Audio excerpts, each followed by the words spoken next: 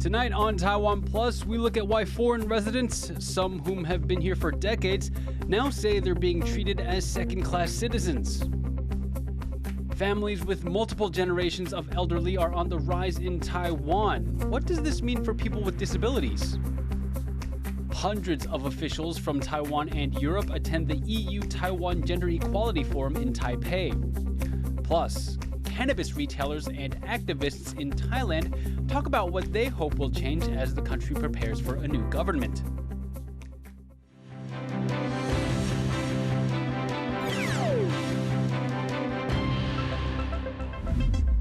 A warm welcome to Taiwan Plus News. I'm Leslie Liao. China is the main topic of discussion in Taiwan's ongoing presidential race. All three candidates are expanding on their China policy, a key part of any political platform. John Van Trieste brings us the latest.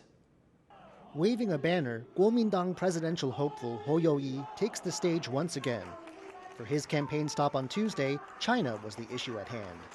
Ho had previously said he wants to patch up Taipei's strained relations with Beijing. And here, he repeated his plan to cut military conscription back down to 4 months from the current period of 1 year, once the two sides are on friendly terms. 恢复4个月是有前提的。我当选总统，两岸建立对话的互信机制，台海稳定，才有可能恢复4个月。 But there's one big stumbling block, the so-called 1992 consensus. Back then, Beijing and Taipei came to a tacit agreement that both would consider themselves part of one China. But Taiwan's ruling Democratic Progressive Party has ditched this idea, and cross-strait ties have grown strained as a result. At another event on Tuesday, Taiwan People's Party candidate Ko Wen-je said the two sides should stop bickering over the issue. 9·2共识本来我就不太清楚了，不过经过这个侯市长的说明以后，我现在是更不清楚了。两岸之间还是实质的交流应该先恢复的，不要双方也不要执着在这种名词上面。 China was also on the mind of ruling party candidate Lai Ching-te. At a service industry event, also on Tuesday, he said he's against reviving a trade and services agreement with China. The agreement was the subject of mass protests in 2014 and was never implemented.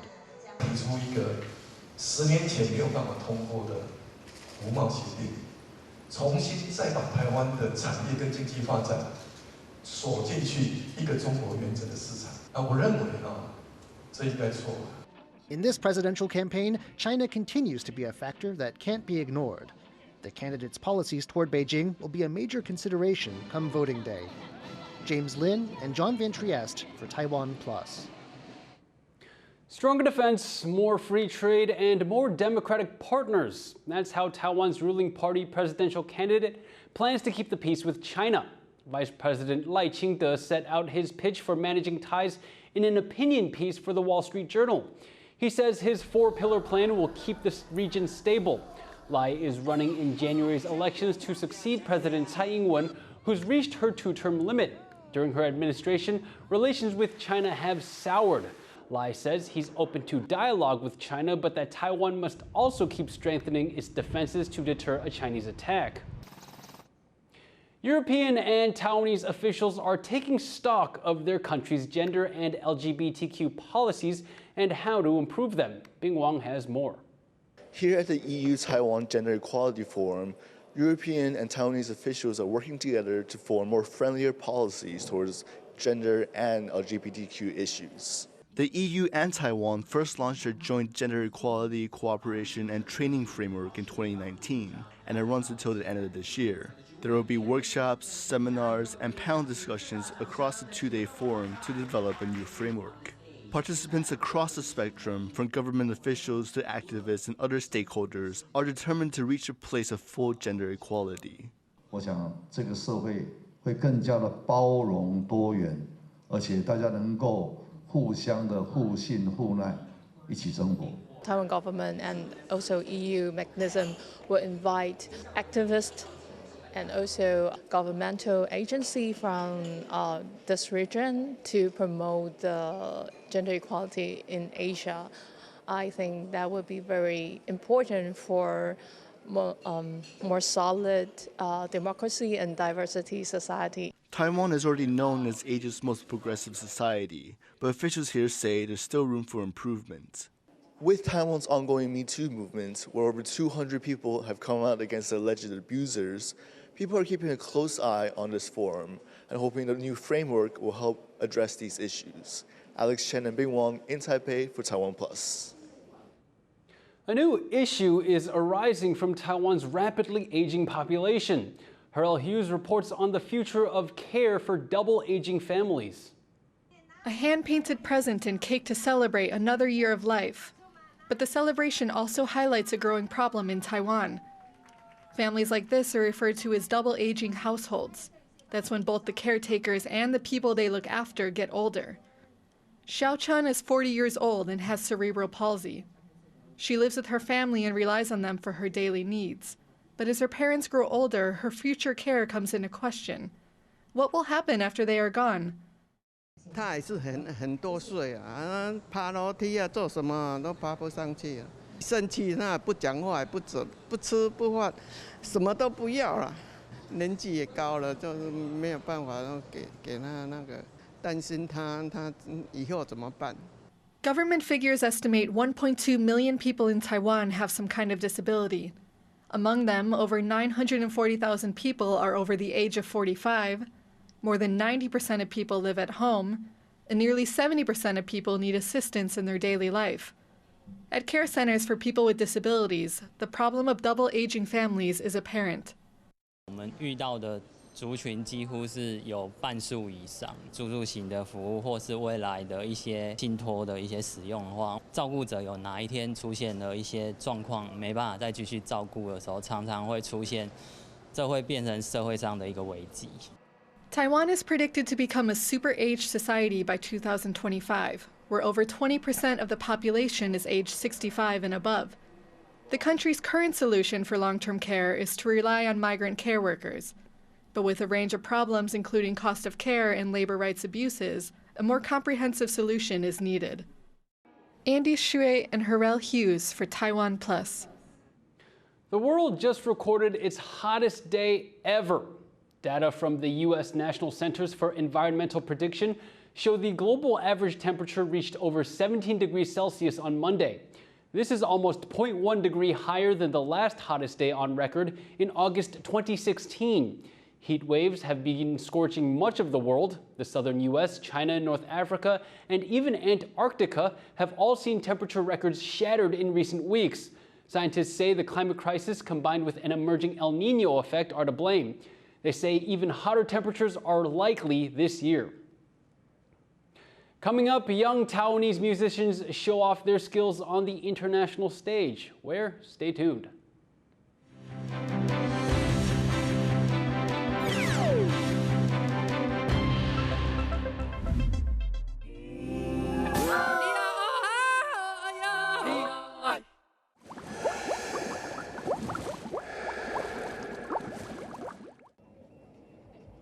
For more stories from Taiwan and around the world, download the TaiwanPlus app and follow us on social media.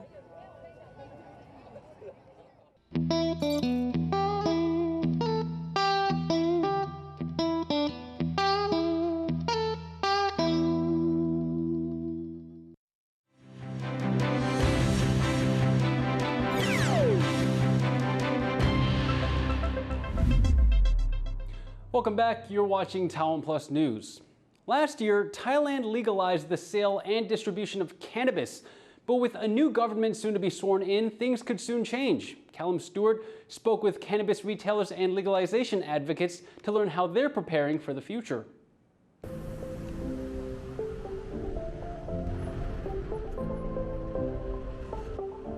From dispensaries to cafes, from flashy centrally located stores to smaller shops tucked away down alleys. Cannabis businesses in Thailand come in all shapes and sizes. It's huge industry. This is like the whole new business, just like alcohol, because how big the market is. I've seen people paying off debt. I've seen people start their own first business, and everything is all legal. They are doing their taxes and they're putting their kids to school. Cannabis was effectively legalized in Thailand last year. Since then, businesses have sprung up throughout the country. As of early June, there are over 5,000 registered cannabis shops, with revenue for this year estimated at over $900 million. But this fledgling industry could be under threat. In May, the Move Forward party managed a surprise victory in Thailand's general elections. Though generally considered progressive and youth-orientated, during the campaign, MFP leader Peter Limjaroenrat had promised to reclassify marijuana as a narcotic.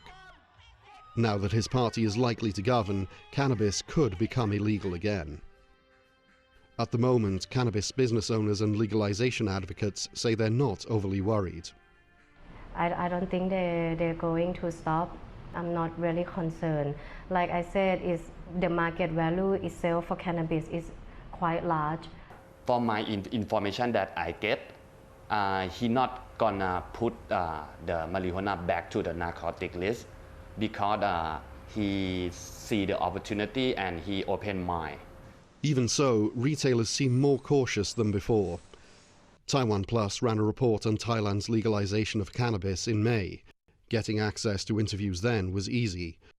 But when researching this story, a number of retailers turned down requests for comment or seemed reluctant to appear on camera. Those who did speak highlighted two main issues: public awareness and further regulation. They say the Thai authorities have done very little to address common fears and worries about cannabis.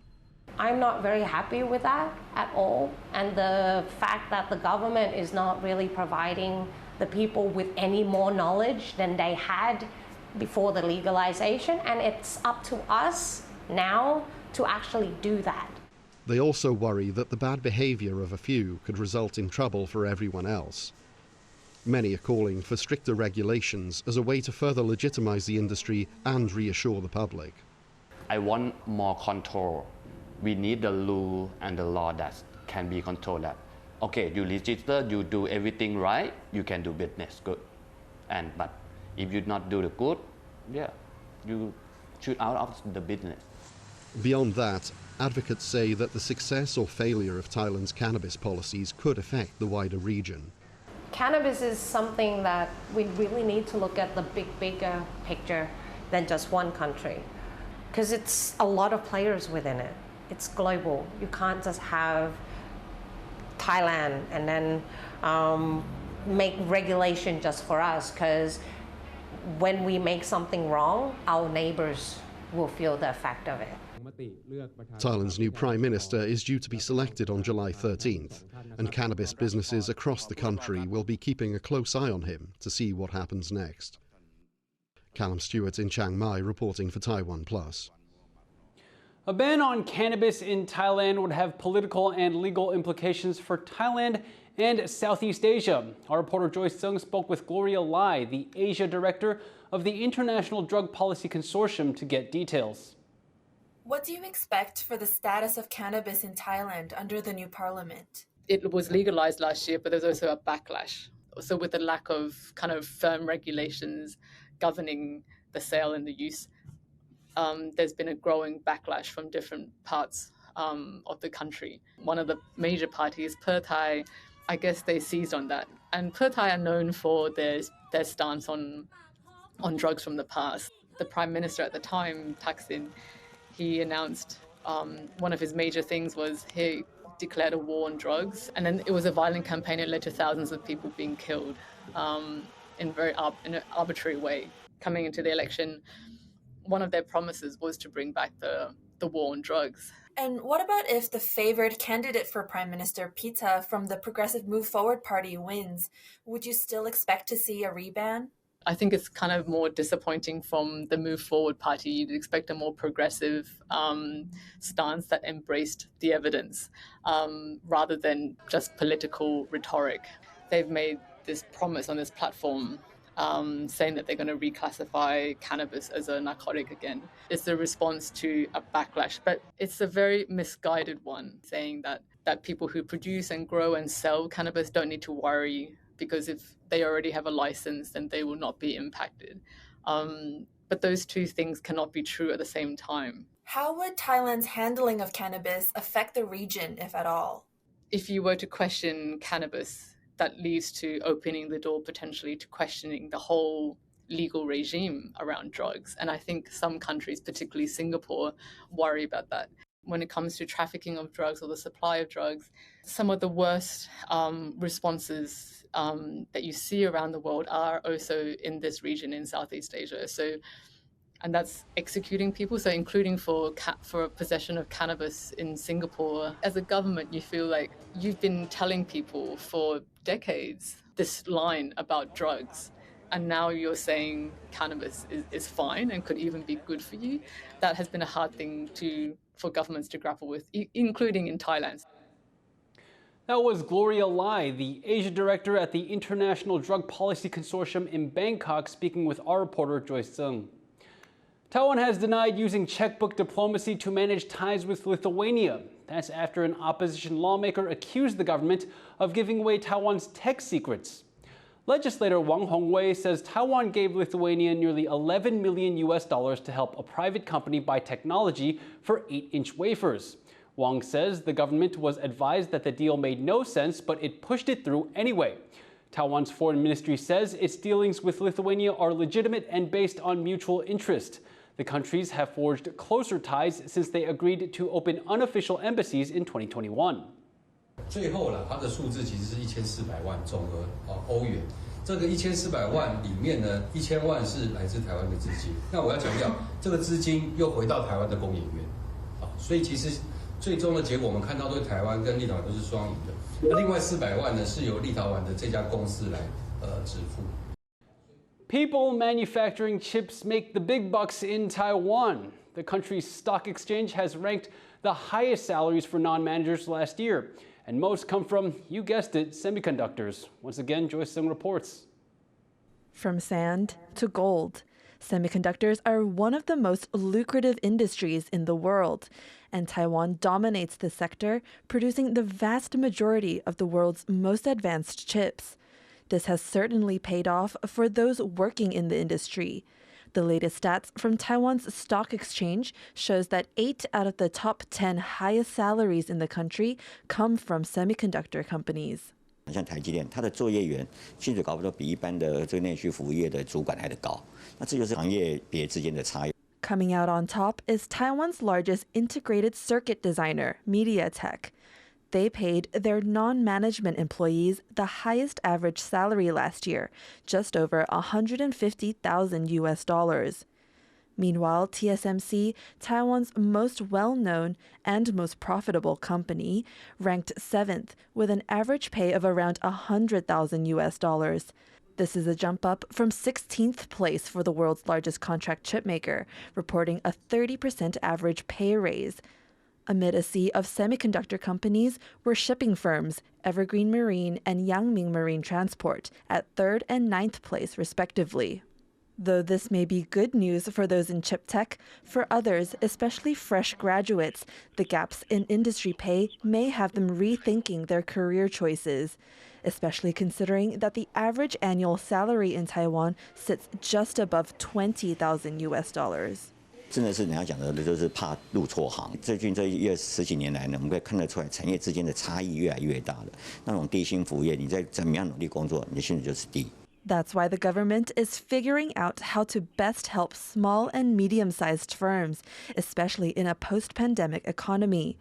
As a start, they're supporting those working to go digital and low carbon. 希望相关的包括服务业跟制造业呢。 都来利用政府的这些辅导跟辅助的措施，提升他们的竞争力。那也就是希望中小企业也都能够提升它的品质。 Low wages and industry gaps are not the only issues the local economy faces. While the tech industry may be raking in the money, it's getting harder to bring in the talent. With fewer students graduating from tech vocational schools and dropping birth rates, chip companies may need more than dollar bills to maintain their edge. John Su and Joyce Zhen for TaiwanPlus. Taiwan for years has tried to attract more foreign talent to the country, But now some foreign residents who have lived here for years are realizing that when they get ill, they are treated as second-class citizens. Louise Watt reports. Good job. You're doing really well today. Taipei resident Katie Ho cares for her British husband, Michael Boyden, at home in the Taiwanese capital. He was diagnosed with atypical Parkinsonism 4 years ago. Despite living and working in Taiwan since the 1990s, Boyden, as a foreign resident, is shut out of disability benefits, including home visits by medical professionals, something that pains his Taiwanese wife. I know there are a lot of hate or hater on the internet. They also say things like, go back to your home country. My husband arrived here in 1989. He lived here for 34 years. He left his homeland, UK, in his early 20s, where he lived longest, here. Before he became ill, Boyden was a business consultant and one-time actor in a Taiwanese film. Welcome to the 84th graduation ceremony for Tanjiang Arts School. Throughout this year, watching outstanding graduates complete. Now he counts among up to 170,000 foreigners with disabilities in Taiwan. But only foreigners from Japan can claim disability benefits because of a long-standing reciprocal agreement between Taiwan and Japan. With symptoms similar to Parkinson's disease, in the past 18 months, Boyden lost all ability to communicate and now has to be fed through a tube in his stomach every 2 hours. His wife has to keep working to pay for his care. Without a disability certificate from the government, foreign residents can't apply for subsidized medical services or equipment like wheelchairs, and they can't even park in a disabled parking space. A campaign is on to change that. A petition demanding equal rights garnered more than 1,000 signatures, spearheaded by a non-profit group, Crossroads, which pushes for a more internationally friendly Taiwan. As far as Taiwan's currently ramping up its efforts to attract talent due to brain drain and an aging population, Taiwan also needs to kind of look at this issue and this glaring issue, and I think about in terms of not just attracting talent to Taiwan, but how do you retain talent? The Ministry of Health and Welfare says, considering Taiwan's limited resources, it formulates policies and regulations based on the principle that Taiwan's social welfare system should protect the basic rights of citizens. But it also says it has asked the Foreign Ministry to investigate whether Taiwanese in certain countries receive disability benefits, meaning expats from the UK could expect the same protections as Taiwanese living in the UK. I put some new posts today, Michael. But for Katie Ho and her husband Michael, any changes that may result from this campaign might come too late. He really loved Taiwan. Like the people here love the good, bad, and ugly. He loved it. And recently, I think more. I just feel like, I'm so sorry. Taiwan doesn't love you back. That's how strongly I feel. Ho has learned to look after Boyden without help from the state. In the afternoons, she sits with him, reading updates on social media, and they look at photos of their children and grandchildren. She is making the most of the time they have, and she hopes that her country soon gives its foreign residents equal disability rights, so others will be spared some of what she and her husband are going through. What's that for? What's that for? Klein Wong and Louise Watt for TaiwanPlus. Young musicians brought songs from Taiwan to the international stage at the Vienna International Youth Music Festival earlier this month. Our reporter Sandy Chi has more.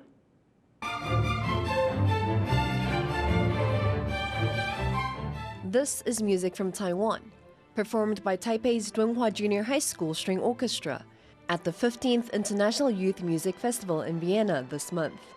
They played Ali San Song, an indigenous music piece, winning them the Outstanding Gold Award in the String Ensemble category. They beat out musicians from 20 other countries for that honor. 效果张力非常强烈，会把我们这个原住民的音乐的特色完全表现出来。就有一个观众，他曾经有来过台湾，然后这来过台湾的时候，他也去爬过阿里山，他听到的时候非常的感动。Other troops from Taiwan also received awards for performing Taiwanese songs.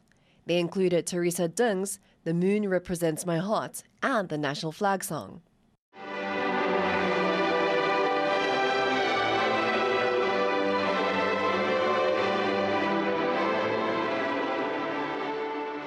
The young musicians also took the opportunity to make international friends by giving them a little surprise.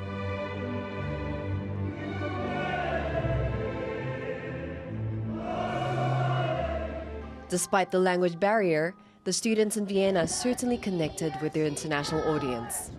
Kama Xu and Sanny Chi for TaiwanPlus. Thank you for watching TaiwanPlus News. Remember to download the TaiwanPlus app for more stories from Taiwan and around the world. Finally today, we leave you with images of the annual U.S. 4th of July hot dog eating contest. This year's champion scarfed down 62 francs in 10 minutes. That's 6.2 hot dogs every minute, 1 hot dog every 10 seconds. Just think about that. I'm Leslie Liao. Take care and see you next time.